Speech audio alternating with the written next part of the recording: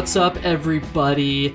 Welcome to Trail Tales. My name is Kyle O'Grady. I am a thru hiker. I am a peak bagger. I am a hiking nerd, and this is the podcast where every single Wednesday I chat with another thru hiker, another peak bagger, and another hiking nerd just like myself. I will say this is a bit of a different episode because my guest is not a peak bagger or a thru hiker. He is certainly kind of a hiking nerd though, because Kristian Morgan is on the show this week. He supported Karl Sabbe in his successful attempt to break the fastest known time for the Appalachian Trail in 2018, and in 2019 Kristian went for an attempt himself. It did not go as well as he would have liked, and we talk about what happened there and what he's going to do differently when he goes for another attempt, most likely in 2020.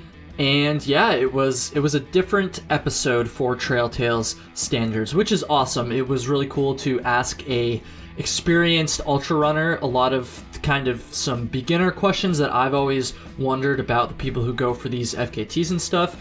And it was a lot of fun. Hopefully, if you're an ultra runner, you'll find my questions amusing. If you're somebody who doesn't understand the stuff as much, then hopefully you'll learn something like I did. Either way, it was a great time, and I gotta thank Kristian for reaching out to me. He was the one that wanted to do this. I didn't contact him first.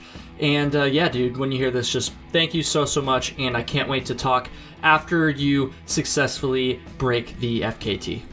I think I'm going to keep this introduction short, folks. I really mean that this time. Just make sure you go check out all the social media. Instagram at TrailTalesPod, Facebook, Trail Tales on Facebook. Yeah, go check that out, and email trailtalespod at gmail.com. And the Patreon, I forgot to mention that the last couple episodes. So if you're interested in supporting the show, if you tune in every single week and you want to help me continue to do this thing, please go check out the Patreon. That's patreon.com/trailtales. You'll get some bonus content, and we're starting to do these like monthly video chats with everybody that can make it, and we just talk hiking and stuff. So it's really fun. So yeah, patreon.com/trailtales. And the last thing I want to say here is that if you're looking to get into ultra running or you're training for any sort of endurance challenge, be sure to check out Kristian's website. He actually does online endurance coaching, I believe, and it sounds like it would be a lot of fun and very helpful as well. He's looking to raise some funds for his upcoming FKT attempt in 2020, so hey, if you can help him out and get something out of it, obviously, as well, if you're looking to train for something, definitely go do that. I will leave a link to his website in the show notes, and he mentions it at the end of the episode as well. With that said, I think we're going to get into it. One of the very few Trail Tales episodes so far talking about ultra running and FKTs, so yeah, I hope you enjoy.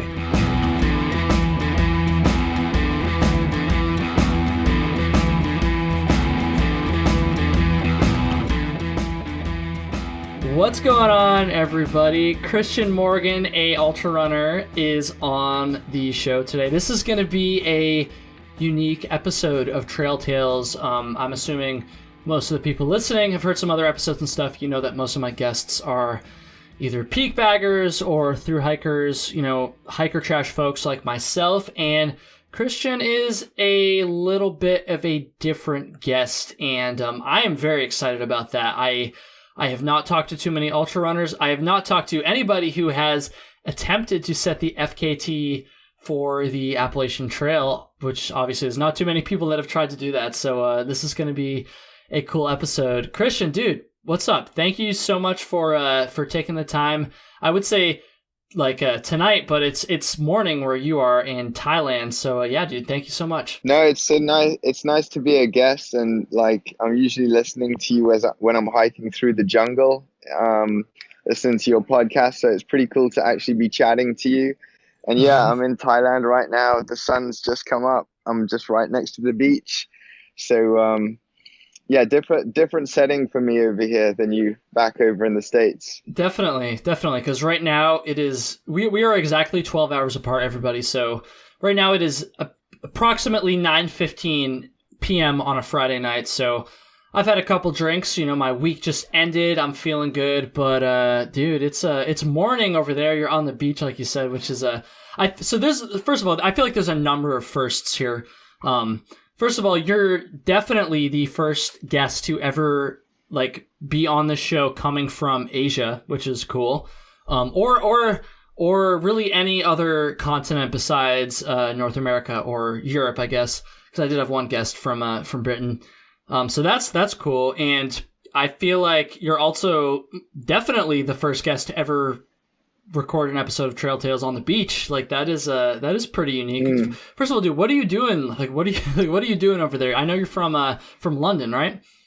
Yeah, that's it. I'm based in London, and so I do a race. This will be my 4th year entering the Thailand North Face 100K, and I'm over here training for it. I've done it consecutively, like 17, 18, and 19.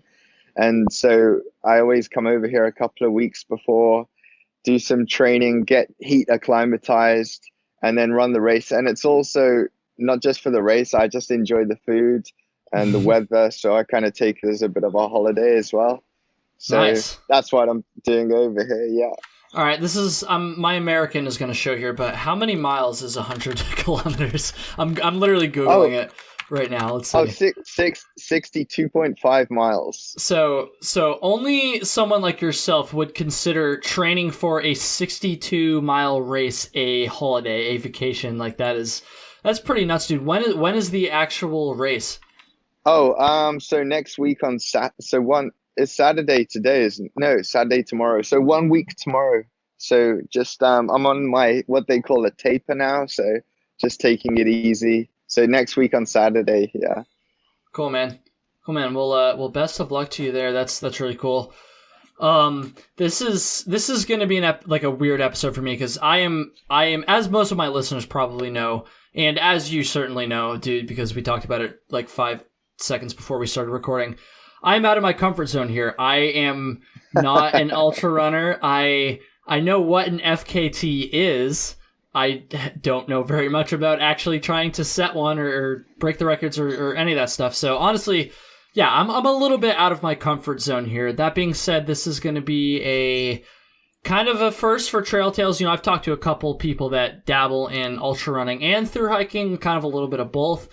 Maybe some people that have gone for some FKTs, but nothing like the Appalachian Trail, like trying to set the fucking speed record for the Appalachian Trail. So, dude, I don't even know where to start with this. That's a lie. I kind of do. I should probably just have you given like an introduction and all that stuff. So, yeah, dude, like tell me, now that we're 5 minutes in, I probably should have asked this first, but tell me who you are, you know, what you've done, like what your biography is, your resume of sorts. Yeah, let everybody know what's good.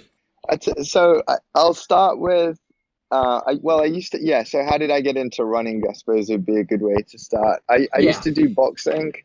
I used to do some amateur boxing as part of the training for amateur boxing. That is not the way I would picture somebody getting into running. Just first of all, like how many people have ever said, yeah, I got into running because I was like boxing before. Anyways, I cut you off there, but I thought that was pretty funny. Boxing. No, yeah, like what's the connection there? But yeah, so we used to go we have like pubs over here in England, and we used to run down from the boxing club to the pub and then turn around and come back. And that was, we didn't stop in the pub to drink. We just turned around, back and ran back to the club. So these little mini runs were kind of, I suppose, a segue into, that's how I started running. And I used to do some training runs with my friend, Joe. And then one year, just randomly, I used to buy the local newspaper, the Express and Star, and the Wolverhampton Marathon was advertised in there. And in these days, this was in the year 2000. So like you could just turn up on the day and just enter. So I was like, oh, that looks good. So I just turned up on the day, and nothing more than the training runs down to the pub and back. And I just did it, my first marathon. And I was like, wow, and I remember sitting down with my mum afterwards. We're in a pub, not the pub, but a pub. There's lots of pubs in Britain. I can imagine. And yeah, she's just like looking over at me and saying, Kristian, you're shining.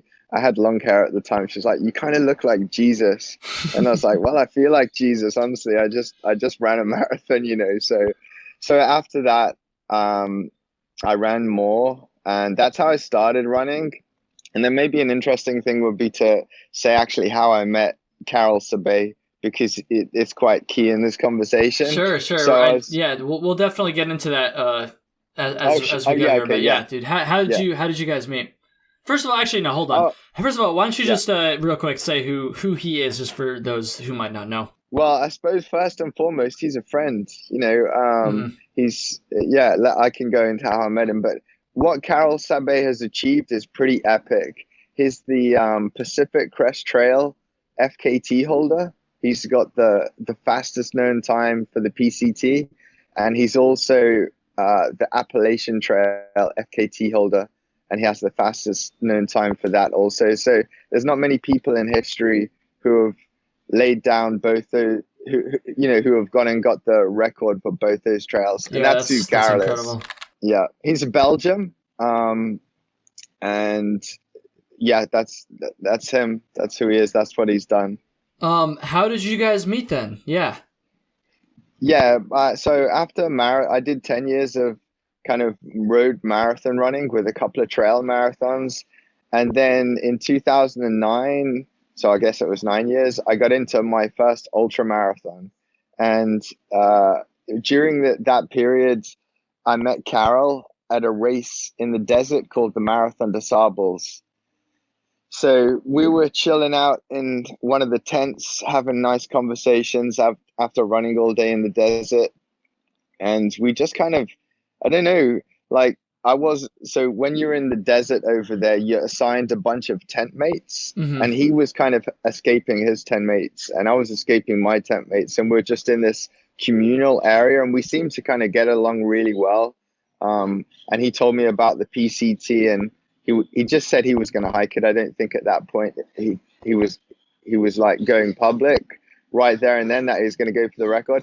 And we just resonated with each other. You know, we were both pretty mellow, chilled out, quiet characters, and we both got along with each other. And then I was looking on Strava. I don't know if you guys use Strava or have heard of it in the hiking community. I think that's more like runners, yeah. But I mean, I'm familiar with it, and I'm sure a number of people listening are. Yeah, so just this online running app. And anyway, I saw a post and it said Karl Sabbe breaks speed record on the Pacific Crest Trail. So I sent him a message. I was like, "Hey, congratulations, that's really good." And he sent me one back and said, "Thanks. I'm thinking of going for the Appalachian Trail. Do you want to come and support?"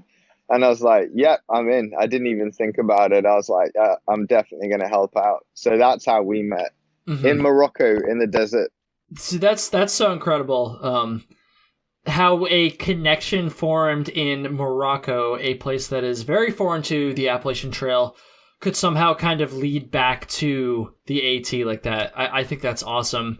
So why don't we kind of get into what it's like to support someone? So again, like out of my comfort zone here, I don't know anything about fucking supporting people or setting an FKT. So I'm just curious, dude, like what does a typical day, I don't know, when you're supporting somebody trying to set an FKT like this look like on your end as the supporter rather than the person who's attempting to set the record? Yeah, so I'll take a typical day. I was with Carol for, I think it was 15 or 16 days. And it would pretty much work out that Carol would start each day by getting up at 3:30 in the morning and pretty much setting off before 4 a.m. You know, he'd have his porridge and his coffee and head out onto the trail. And then I would join. He would run for a couple of hours, maybe 3, maybe 4 hours, and we would meet him. So he'd do that first dark section alone, Mm-hmm. and then also let me just paint a picture. So it's not just me. Carol did the supported record, which means that there was a car there, Sure, and sure. that had all his supplies in, because there's the supported and there's this unsupported record. So Carol did the supported. There was a car there. His friend Joe was the driver, and eventually Carol's wife turned up, and then I would be in the car. So we'd meet Carol a couple of hours later, about 8 in the morning, and then I would join Carol and I would run with him for the rest of the day. And so he would usually cover in between about, I'm working in kilometers again. He would cover around 10 or so miles, maybe 12 miles. I mean, it changed each day depending on the terrain. Sure, sure. And then then I would join him for the rest of the day, which was usually about, I don't know, 36 to 38 miles or so. And then we'd finish the day together. So he'd do the morning section by himself. I mean, there's a lot more that goes into it, but yeah, I would run with him from the first meet point for the rest of the day. What, so you said, did I hear you there, roughly about 15 days you supported him for? Yeah, I think it was 15 or 16. I forget now, but it's, yeah, one or the other. About a third of the attempts. Yeah. So about a third of it. Were those 15, 16 days, like kind of consecutive? Were they spread out throughout the trail? I'm honestly just kind of curious what parts of the AT that you yourself kind of hit while you were supporting him. Yeah, I joined him on day 11, his day 11, and he was doing about 50 miles a day. So you could say that he was about 550 miles in as so a what's rough that, like guess. Virginia, like central Virginia, maybe a little bit southern Yep. Virginia. Yep, that definitely sounds about right. And then I was with him till day 26, so I was with him for 15 days. So we went through, and yeah, so day 26 we'd well past the halfway mark. Mm-hmm. And I think it was around New York. Yeah, around New York that I left him. So all that section, and it was consecutive. Yeah, every day. So if he's running 50 miles a day, so obviously he was running the first part of the day by himself, like you said. How many miles a day were like you like running with him usually? Because like, I mean, that's 50 miles a day is a lot. Obviously, this dude set do I even need to say that? Like Kyle, really, like the dude set the fucking speed record. I'm like, yeah, that's a lot of miles, but like, I'm just curious, like how many miles a day were you like running with him on average? Obviously, it's going to vary a little bit, but yeah, give or take a few miles. It was about 35 miles each day that I was running with him. Which is awesome. A lot. It's a lot. Yeah. I mean, yeah. What did his support crew look like? So actually, hold on a second. So obviously a supported FKT.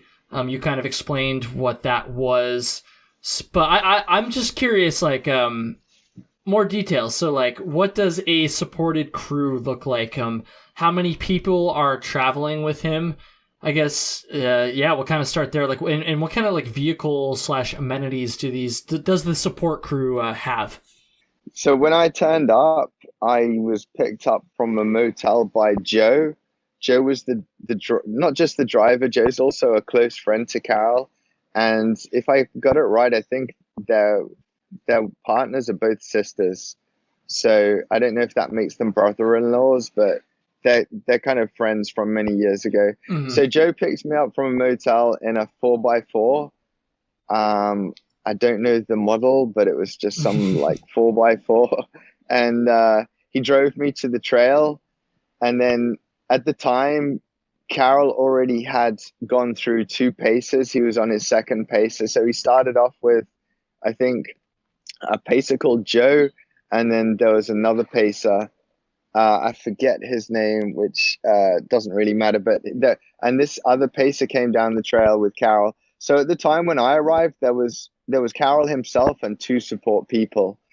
And then in the car, like in the back, it's got like an esky or a cool box full of ice and drinks. And then you've got shoes everywhere. It was pretty organized though, actually. You've got changes of clothes, food, and it's pretty cramped inside the car, but yeah, that's the setup. It's kind of, and then that would carry everything that Karl needed, and obviously kind of running vests to carry food and water and so and stuff like that. Yeah. Where was he sleeping? You know, for the few hours that he was sleeping at, where does that take place? In a tent. So he slept on the trail. Not on the trail, because he would. So at the end of the day, we would get to where the crew were. Yeah. And the crew would have the Karl's tent would be set up, along with, so Karl would sleep by himself in a tent, and then Joe would set another tent up, and he said that I was welcome to sleep in that, but I just wanted to set my own tent up because I just bought this nice new little tent. So I'd get back, set my tent up, and we'd be at like road crossings or designated camping areas. A couple of times Karl had to camp out, sleep in a shelter or something. And so, yeah, it was all very on or close to the Appalachian Trail. In those circumstances where he was camping out, away from a road crossing, were people hiking in ahead of time and like setting up stuff for him? There's no way this dude was like carrying in his own gear and shit while he was on like an FKT supported attempt, right? Yeah, you've got it right. So that's exactly what would happen. Someone would hike in, and they would maybe set a meal up, get some food ready for him, maybe a couple of provisions, some resupplies for the next day. And yeah, exactly. But Karl's pack was, sometimes I'd feel his pack, or sometimes I'd run with his pack. Yeah, his pack was, actually, I say pretty heavy, but compared to you guys, it's nothing. Right, but yeah. I mean, you got to keep in mind this dude's doing like 50 plus fucking miles a day. Like, obviously, every ounce is gonna count in that circumstance, just like it is when you're doing a more traditional through hike. So I could see, again, as someone who has never done anything like this, or even in a trail run or anything like that, I could see, even with a small pack like that, with just like your food and your water and stuff, like still wanting to keep the weight down in that regard, Yeah. Well, I mean, it was, it's necessary. You need the water. You got to constantly eat. And then, things like this. So yeah, you can't just run without a pack. Even if it is supported, you've still got to carry some stuff. Yeah. Let me ask you this. So you were hiking with him, or I say running, hiking, whatever, during kind of the like heart of his fucking attempt, like right smack in the middle pretty much. And so I'm just curious to actually have you talk a little bit about what he was kind of going through, about what he was feeling. And this is going to kind of transition to your attempt. We're going to get there in just a few minutes here, but he like kind of, see, maybe I'm going to show my ignorance here, but just from looking at like the numbers and stuff, like he kind of like crushed this record, right? Didn't he beat it by like a couple days? Like it wasn't like it came down to like hours or anything like that. It was like a couple days, right? Yeah, definitely. It was like 3 days or something. Which is, I mean, again, maybe this isn't significant. Okay, it is significant. Yeah. So that's kind of what I was assuming there. Guess I assumed right, but anyways, yeah. So what was it like hiking, running with him, during the heart of this attempt? Like, I guess. Hold on. Let me start this. Was there ever a point where he / the crew, everybody else supporting him, kind of, I don't want to say like knew he was going to get it, because obviously anything could happen, but a point where you guys kind of started to realize that it was like a good probability, or maybe he started to realize that it was a good probability. Did that make sense? I know I didn't really word that super well, but do you kind of know what I'm going for there? Yeah. So in other words, kind of what was the mindset? Was he confident? Was he knowing he was ahead and stuff like this? Yeah. More so once he like was a good ways in, obviously, because at the beginning, you could be ahead, but if you're only a couple days in, you're still fresh. Obviously, a lot could still happen. So I'm saying once he's kind of like he's out there, he's like more than halfway or whatever. He's in the thick of it, and he's still ahead. Like, what's he and the crew and yourself feeling at that point? Well, I gotta say, every day spirits were high. There was just a feeling of there was definitely a feeling that you were the winning team. There was never any kind of dark, moody characters in the crew. There was never any complaining. It was all about positivity. In fact, it was almost like we were just out having a good old time together, just camping and camping and crushing. Karl's mood was just unbelievable. I got to say, he never complained about anything. I do remember when we were approaching Pennsylvania, and you spoke about this, or one of your guests did in the previous episodes, that he started anticipating the rocks and how it was going to be difficult and how could he cover the same ground. So I just remember he said to me, "Oh, I'm a little bit sad." And I was like, "Why? What's up, man?" And he was like, "Oh, I'm just a bit worried about Pennsylvania," and that was as low as I ever saw Karl in those 15 days. He was honest, he was open. And then when we got to it, he was like, "Oh, actually," and like you guys said, I think it's overhyped, the rocky sections. So, I mean, how they were as a team, or actually, I suppose how we were as a team was just, it was refreshing. Karl was in physically good shape. Every day he had a routine. At the end of the day, he would get in, he would immediately sit down and have his feet in some kind of foot bath. He always took care of his feet really well. I mean, it sounds like he was being pampered, but it wasn't the case. I mean, he's sitting on the floor. There were no chairs anywhere. He wanted to take away comfort. So in the meet points with the crew, he didn't feel a difficulty in leaving. "Oh, I'm leaving my comfortable chair."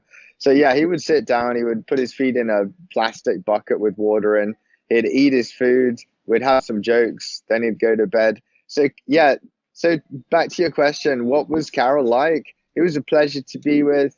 We didn't talk a whole bunch on the trail. And when we did talk, I suppose you guys experienced this yourself with through hiking. You can't just constantly talk, otherwise you run out of things to say. And sometimes just being quiet is enough, and just experiencing, your surroundings, the nature, the weather, and so on is enough without the conversation. Yeah. Definitely. Yeah. Yeah. That's so he would. No. So yeah. The question, like, what was Karl like? He was a pleasure to be with. He was in a great mood, and all the things that I said. Which is super awesome. It's I'm not really surprised what you just said there about how you guys weren't really talking that much. And obviously, like, if you're like running and moving at a quick pace, that's gonna have some sort of impact, I assume.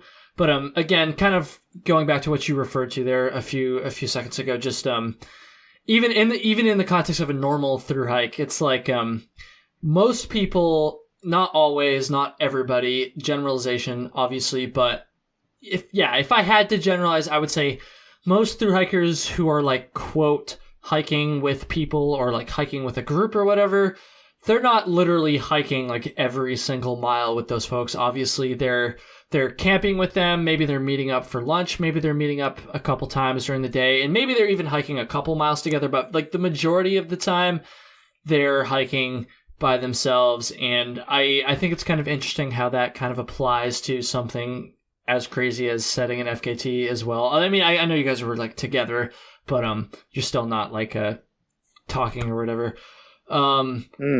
Here I go. I lost my train of thought there. I was gonna ask you. What was I gonna ask you? Fuck. I had a good one too. I was really hyped to hear the answer to whatever that question I now forget was. But damn it. Hopefully it'll come back to you.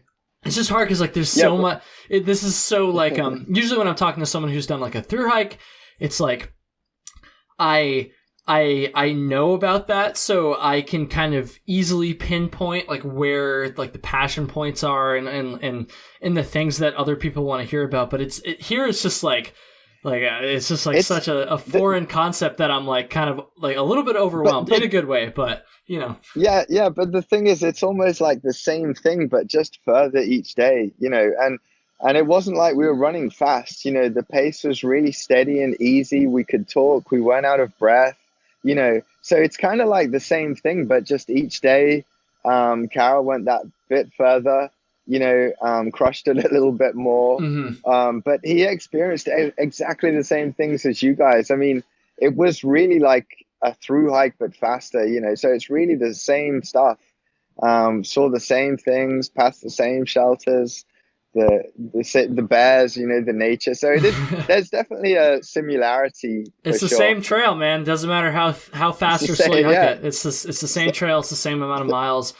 It's the AT. Yeah, dude, for sure. I remembered my question. So we were talking about people and, talking, not talking or whatever. So one thing that I've always wondered about people who set FKTs like this is what it's like to pass like your normal hikers on the trail. So obviously, like every single day, you guys are passing people who are just either through hikers, section hikers, or even just day hikers who probably don't even know like what a through hike of the Appalachian Trail even is. So like people who are just complete beginners, who don't even know like what's going on around you. So what is that like? Did you have people who were like trying to stop you guys and talk? Did you have people who kind of knew what you're doing? Did you have a lot of people that just had no fucking idea and you just kind of say like, tip the hat and what's up and keep going? Like, I'm just curious to hear what the interactions were like with other hikers who were not involved in the FKT whatsoever. What those interactions were like.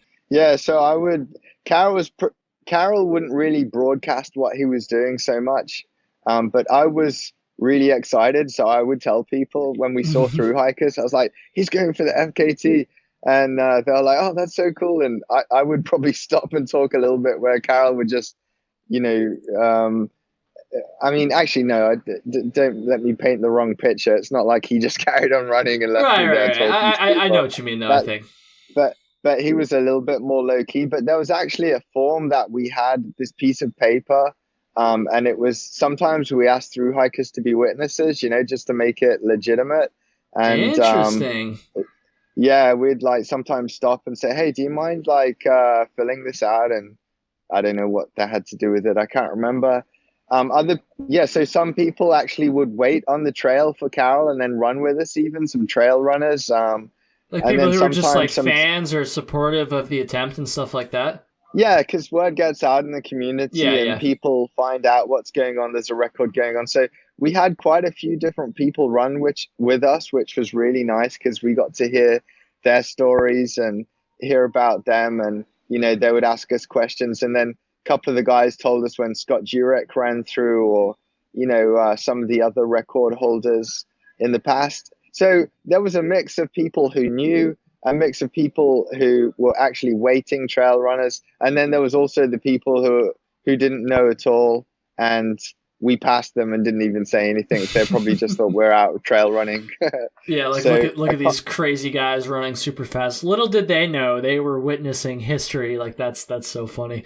I just find that funny because like, and I can't relate on the same level, obviously, but even like just from a normal through hiker's perspective, like every day you pass people, especially on sections of the trail or parts of the trail that are more popular, like day hike spots, like McAfee Knob, for instance. Like for every through hiker up there during the day, at least a normal day, there's going to be fucking 5 to 10 day hikers that know vaguely what the Appalachian Trail is and don't really care and are just up there for a day hike. And, there's nothing wrong with that. But it's like, even them, like when you pass them and they just kind of stop and say like, hey, nice view up there, huh? It's like, you look at them and I'm going to sound very arrogant right now, but it's just like, yeah, it's a nice view, but like you can't really relate to what I'm doing right now. So it's almost just like you don't even like stop and talk with them that much. Well, I guess sometimes you do if they're curious, but I just imagine that if I had phrased that better, at least that would just be like magnified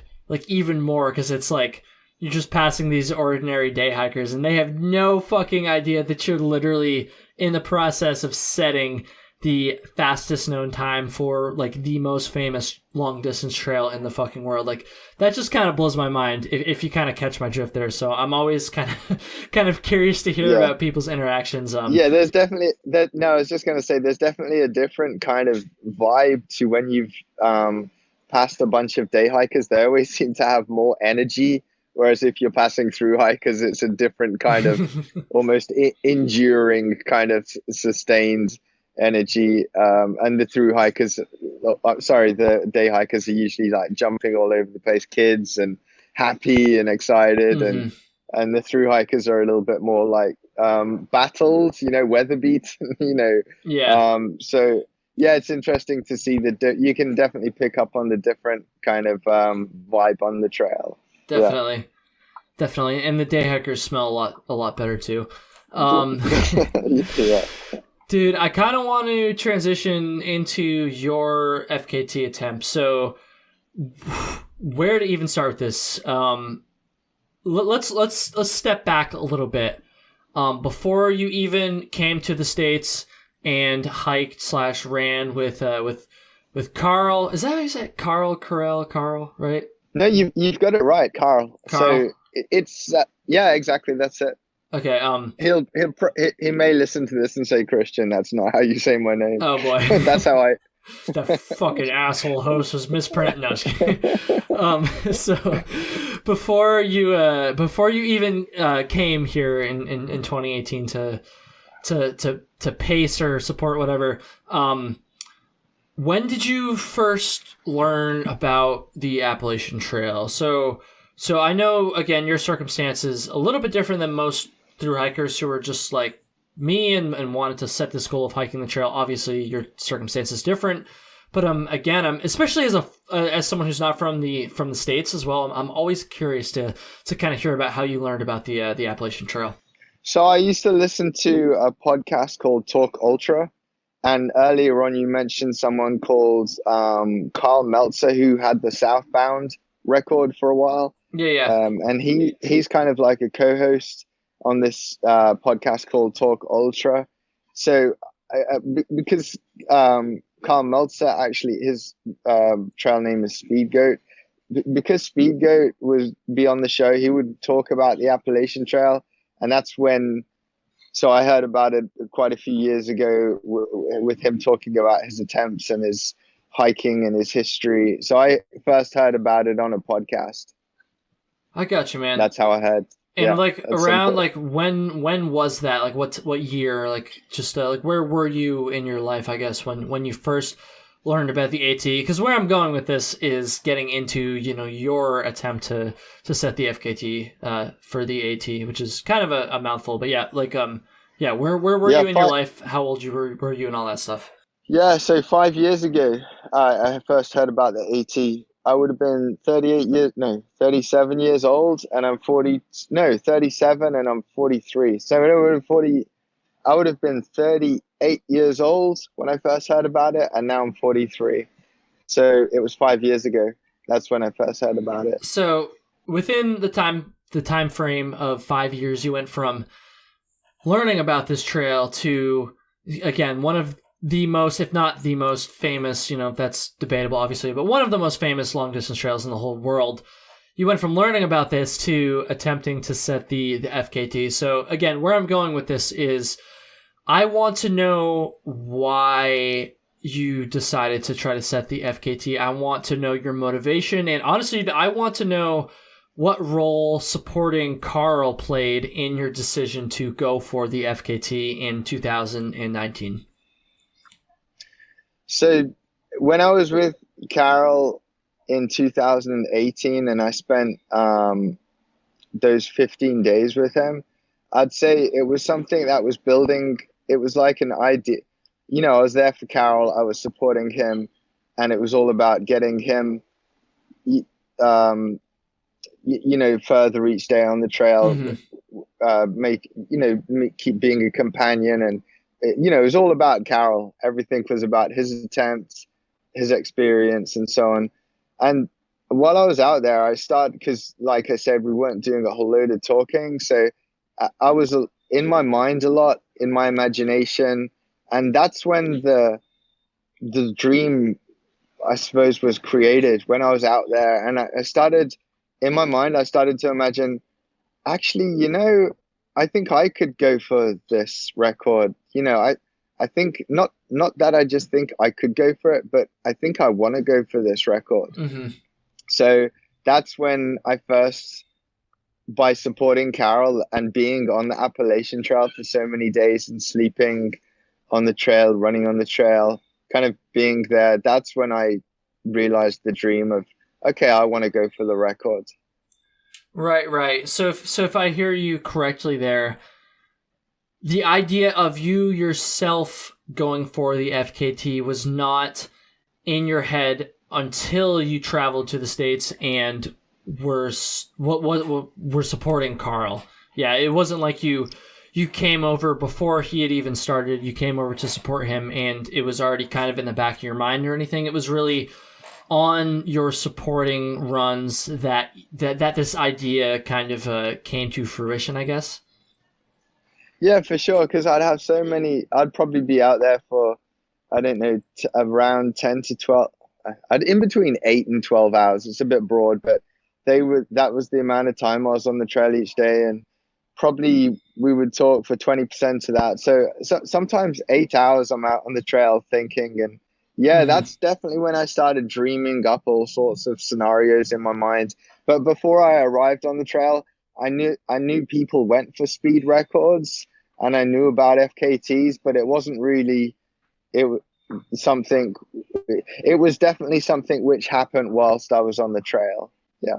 Interesting. So I guess the idea of, yeah. So I guess it's only kind of a natural progression to be like, okay, well, I want to kind of do this for myself, I guess. I don't know. Maybe that's probably not natural at all. But for someone who does this stuff like yourself, someone who's fucking... I think it is.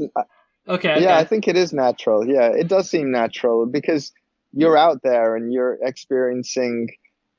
And I mean, don't forget, even though I'm out there running with Karl, I'm kind of looking at him. I mean, I'm only a small part of the bigger picture. He's doing the whole trail. He's going for the record.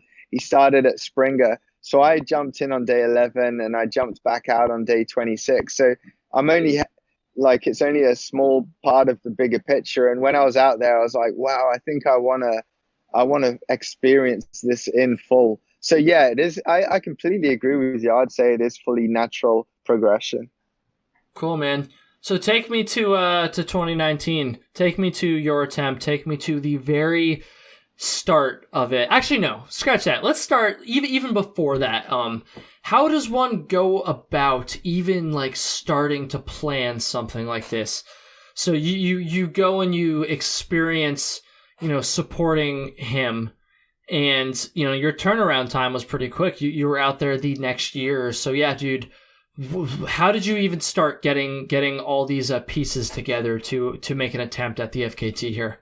Yeah, so I'd say the record was broken in 15, then 16, then 17, then 18. So that seems to be, when I was out there on the trail thinking I want to go for my own attempt, it definitely wasn't like, oh, I want to do this in 2 years. It was like, no, I want to do this on the next available chance, which was the following year. And then when I was out there, I'd met a fellow called Warren Doyle. I don't know if you've heard of him. Yeah. Yeah, okay.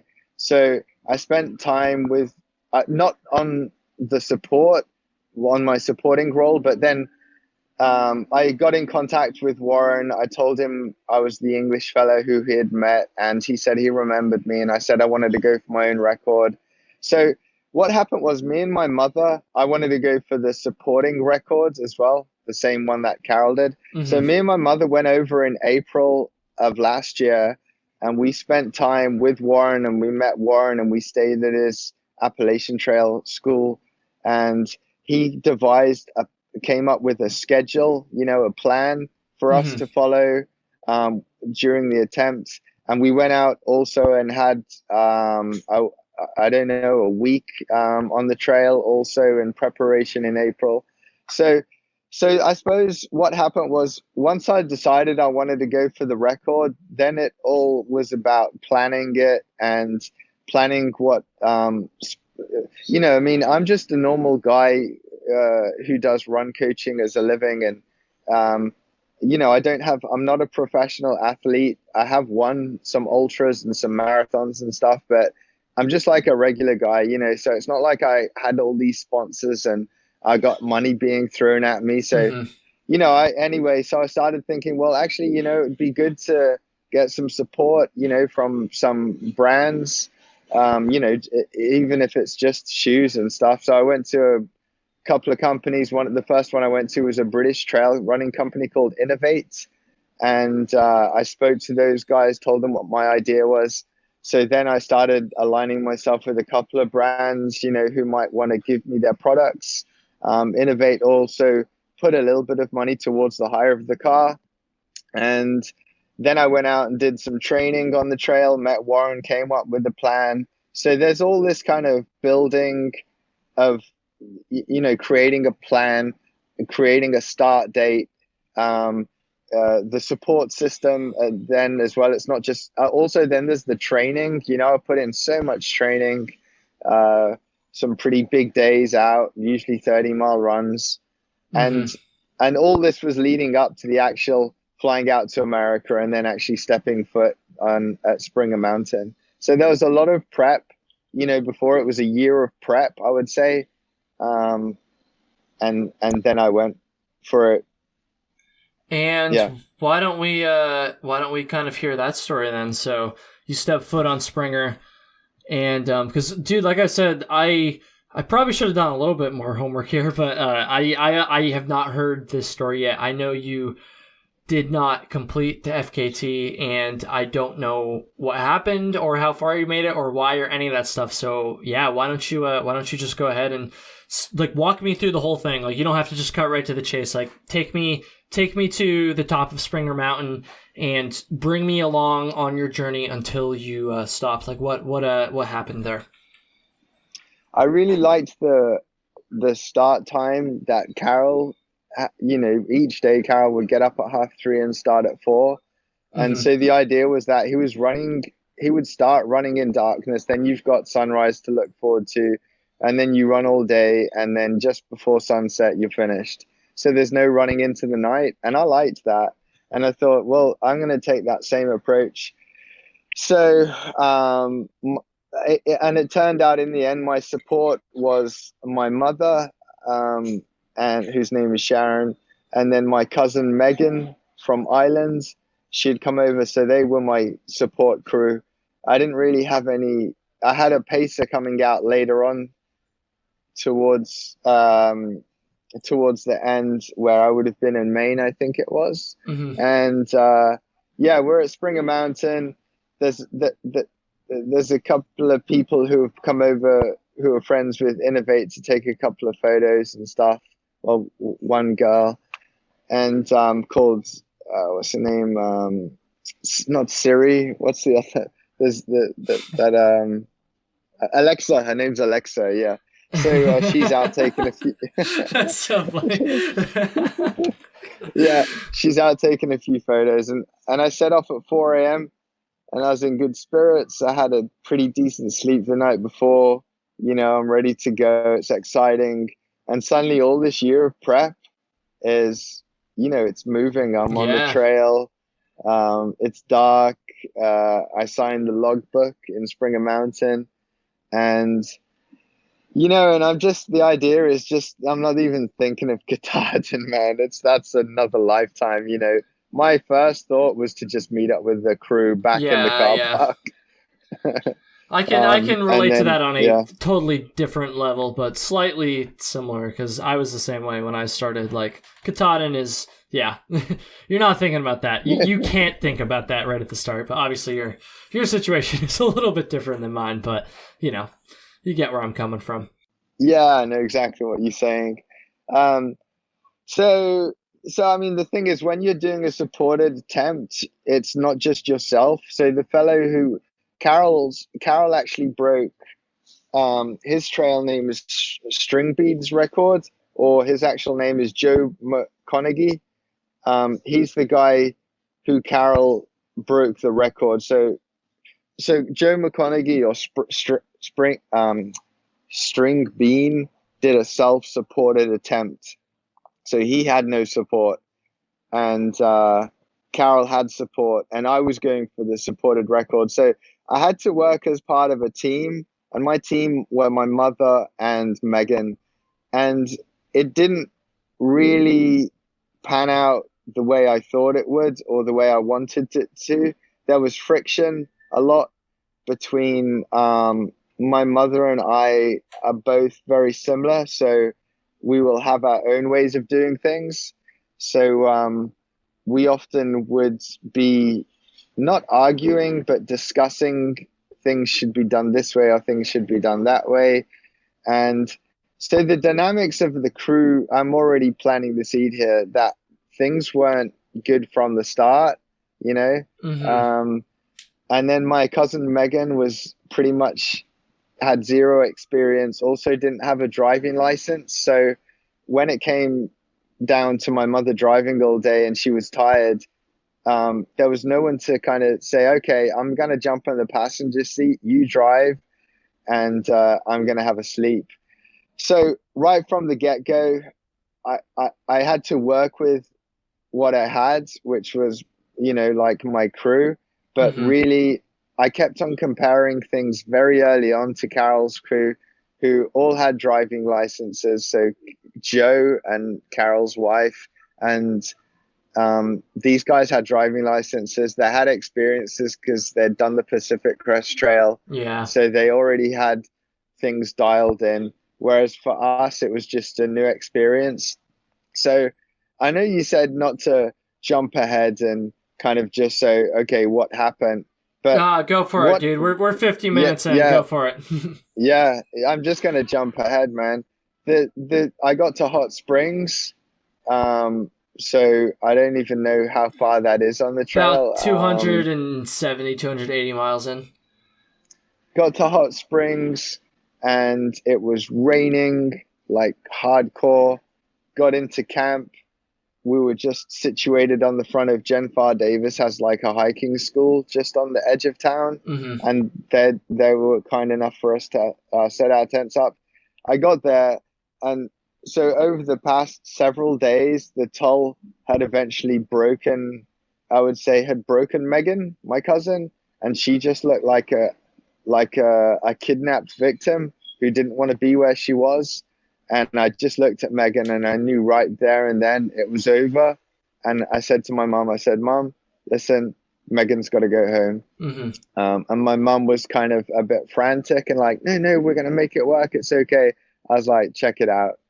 Megan's going home. The attempt is over. And she's like, no, I'll wake you up at 3:30 anyway. I was like, well, if you want, you wake me up, but Megan's going home tomorrow. So my mother woke me up early in the morning. I was like, listen, Mom, have a sleep in. It's done. We got up. We packed the stuff up. We drove to a McDonald's. We spent about 4 hours on phones, working out flights, working this out, working that out. Sent Megan home back to Ireland. Started off with the Uber ride from McDonald's, and the attempt was over. That was it. And I know it seems to I've kind of abruptly just cut it short without saying why, but I think it was the whole dynamics of. And I'm not blaming my crew, because your crew is something that you construct and you organize yourself. Of course. So I'm blaming myself for my choice of, first of all, if you're going to have two crew members, I mean, I could go into all the nitty-pitty things, picky things, but you need two crew members with two driving license. You need people who have got a little bit of experience, if not a ton of grit, which my mom has a ton of grit. So yeah, that's how it came to an end. It came to an end because I just saw that my cousin's health, Megan, her mental health, her well-being was way more important than any kind of record attempt that I was going for. And when you're surrounded by people, even if it's one person who doesn't want to be there, it's game over, you know? Yeah, so man. It was like an emergency evacuation situation. I was like, right, she's got to go. And that was it. It ended in Hot Springs. So it was very short-lived. So what actually happened for me was I gained a whole bunch of experience. I went to school. I learned. I came out educated, and my attempt turned out to be a whole learning experience of how kind of not to do it, and how next time if I wanted to go for something like this, how to do it. So that's what happened anyway, in a quick version. See, when you, because again, I didn't really know anything about this before we talked now. When you said in the email, like, I went for the record and I failed, that only led me to assume, and I think reasonably so, that it was something with you. Maybe you got injured, or you decided to stop for whatever reason, or even you fell behind the record and you just couldn't make up at that point, make up the time at that point. I never even thought that it might have something to do with the support, the crew that was supporting you. So again, as someone who doesn't know very much about this, that fascinates me, honestly. Like, cause yeah, I mean, it sounds like a no-brainer now, but obviously, if you don't have a crew who's on the same page, or you don't have a crew, in good health like that, of course, there's going to be detrimental effects in that regard. I guess I'm trying to sound way smarter than I actually am with these detrimental. That's way too big of a word for me, but but that's I just find that fascinating and honestly surprising. Like that is not what I expected when I asked you that question there, dude. Yeah, it was pretty sad, really, because what happened was once Megan left in the Uber, me and my mum were standing there looking at each other saying, so what should we do? You know, what are we going to do now? So anyway, the next thing was to contact Warren Doyle and say, hey, this is what's happened. What do you recommend we do? So we went up to Warren Doyle's. We stayed with him a couple of days. Mm-hmm. You know, I became very close with Warren in all these meetings, and I don't know if you've ever met him, but he's he's a great leader. You know, he knows how to lead people. So we needed to be led. You know, everything had crumbled around us. We needed someone to, you know, give us some direction. So he said, come up. We went and stayed with him for a couple of days, and then he said, Kristian, why don't you go up to New Hampshire and go and check out the whites? He said, you know, why don't you go and check it out? Because if you want to go for a record attempt, there's a possibility that I could support you next year, and you could use this time, because you've got a load of time remaining, to go and check out what's like one of the tougher sections of the trail. Mm-hmm. So yeah, I did. I went up to New Hampshire. I did the whole state. I loved it. It was pretty epic, you know, to go from what I'm not sure what state is Hot Springs. North Carolina. Yeah, well, you know, to go from North Carolina up to New Hampshire and be up in those White Mountains above tree line, suddenly it was a whole different experience, and I loved it. Did the whole state, and then after that, by then my cousin had arrived. Sorry, my niece, my sister's daughter Mia, had arrived, who was scheduled to arrive. Someone who would be pacing me had arrived, even though they knew the attempt was over. And by then, I think my mum had had enough of being out on the trail and, you know, like looking after me. And I thought, you know what, let's give a little bit of time back. And I was like, okay, let's have some fun time. So we went to Ben and Jerry's. In Waterbury? It's a Ben and Jerry's. Is the big factory. Oh, you know, I know, man. I live in Burlington, Vermont, so I live real close to there. That's like that's like my home. Yeah, that's right. I've heard you say. And we had fun times with family, and we did trail running and spent so much time swimming in lakes, and just enjoyed the rest of our time. But I got to see some tougher sections of the trail. And what did I think of it? I got to say, I loved it. I loved going up. I loved going down. I liked the, you know, technical descents. And so I kind of formulated in my mind then that I wanted to go for another attempt in 2020. Yeah, you know? man. So I wanted, yeah. So what's happened is right now I have a race next week. This is the 4th year I've been doing this particular North Face 100K. I landed like 3rd on the podium in my first attempt. I was 2nd in 2018, less than 2 minutes behind David Empch, the winner. Last year, I was 2nd again. So this race kind of means a lot to me, and I want to do my best. So after next week, my mind will be clear. I'll have headspace, and then I'll be thinking all about my 2020 Appalachian Trail record attempt. Which is freaking awesome, dude. We got time for a couple more questions here, because I was gonna be leading into the 2020 attempt. So it sounds like just from the story you just told about what happened in 2019, I'm sure there's a lot that you would do differently. Some of that you kind of touched on already, but I'm going to kind of have you talk about that stuff a little bit more in depth. So yeah, what are you going to do differently this time? Yeah, so first of all, I'd say it's 99% sure that I'm going to go for another record attempt, and the date would be the 7th of July. Reason being is that there's also a female. Warren Doyle ended up putting his support out there for a female runner who is going to go. Her name is Liz Anjos. She's going to go for the overall record, not just Jen Farr Davis's, but the overall Carol's record. Sure. So she's going for the. Yeah.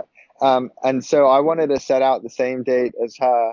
So that would be the date. And the reason I say it's 99% sure is because I still haven't, gone into planning how I'm going to kind of financially support this. I mean, as you know, like I think a through hike is probably cheaper than a supported record attempt because you don't have to hire a car. Mm-hmm. And one of the expenses, which is a big expense, is hiring a car.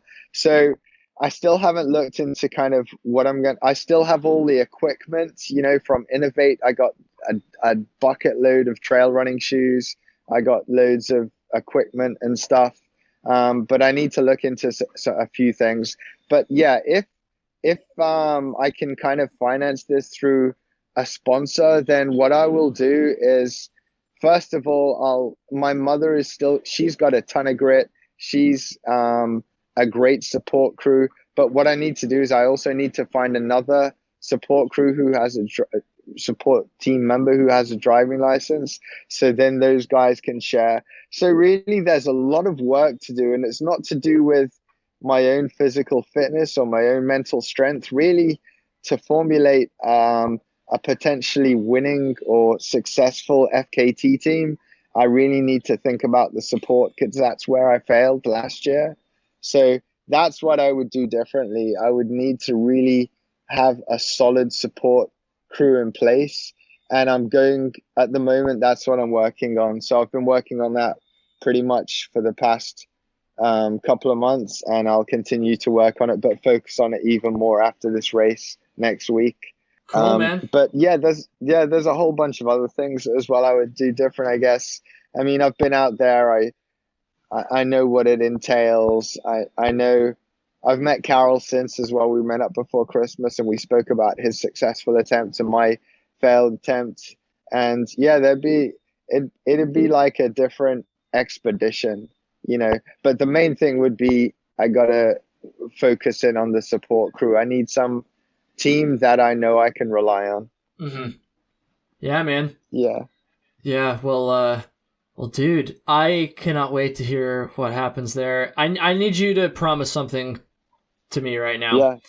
I need you to promise that you will come on and do another episode, regardless of if you're successful. Certainly, if you're not successful, I'd love to do another one. And I mean, I feel like I've learned a lot today about FKTs, and it is really fascinating to see an attempt at the Appalachian Trail in such a different kind of I don't even know the best way to say this, but a different kind of like scenario. Yeah, approach is the right word there.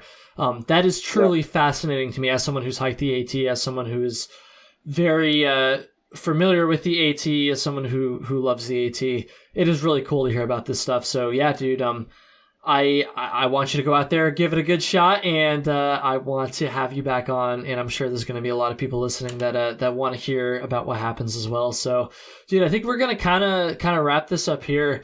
Thank you so much for reaching out. I apologize again about the email confusion, which is my fault. Everybody listening, I was not great about responding to emails over the last couple of weeks, but it happens. So yeah, dude, this was cool. Just thank you so much, man. I really appreciate it.